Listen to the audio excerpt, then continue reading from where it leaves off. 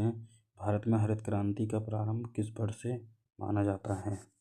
आपके ऑप्शन है 1951-52 से, 56-57 से, 66-67 से या 74-75 से।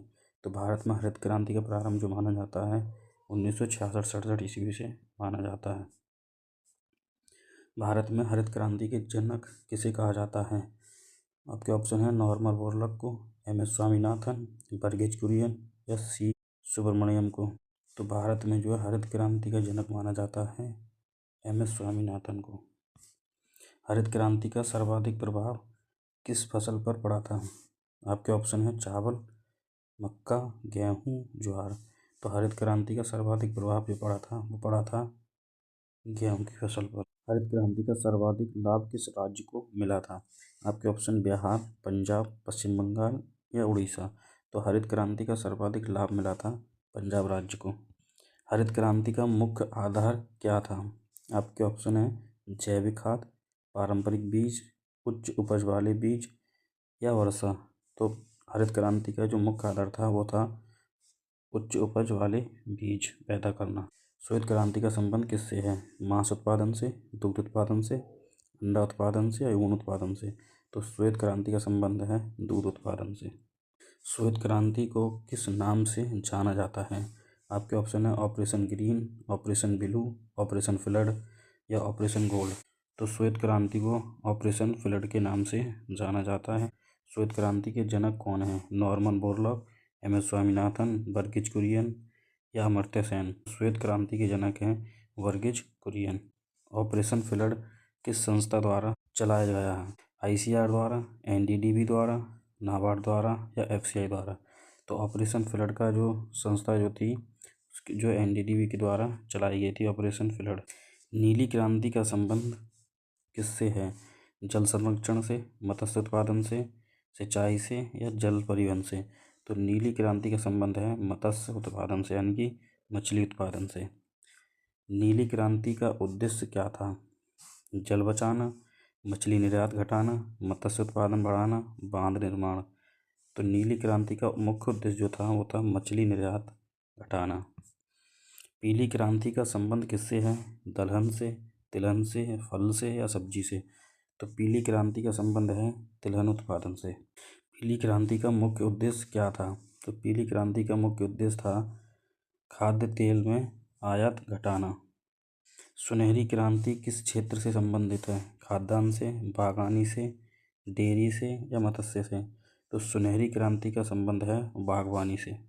सुनहरी क्रांति में कौन कौन सी फसलें आती हैं। गेहूं, धान, दलहन, फल सब्जियां या तिलहन।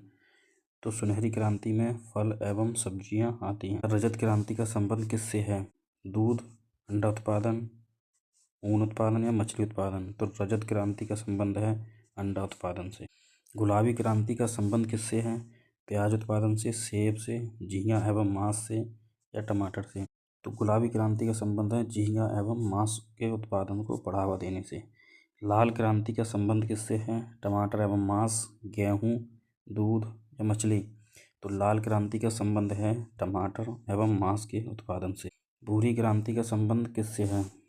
चमड़ा एवं ऊन से, कोयला से, खाद्यान्न से, उर्वरक से।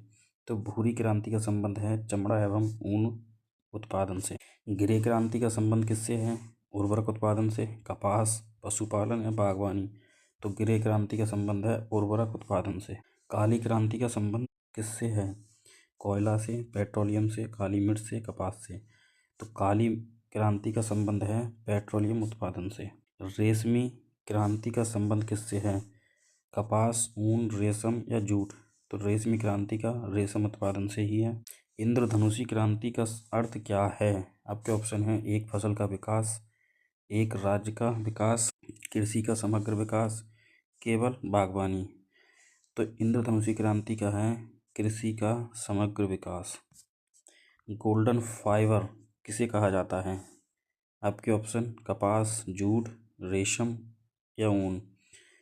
तो गोल्डन फाइबर के नाम से जाना जाता है जूट। हरित क्रांति से पहले भारत किस समस्या से जूझ रहा था। बेरोजगारी से, खाद्यान्न संकट से, औद्योगिक मंदी से या मुद्रास्फीति से। तो हरित क्रांति से सबसे पहले जो था वो था खाद्यान्न संकट। हरित क्रांति में सिंचाई का प्रमुख साधन क्या बना? तालाब, नहर, ट्यूबवेल या झील?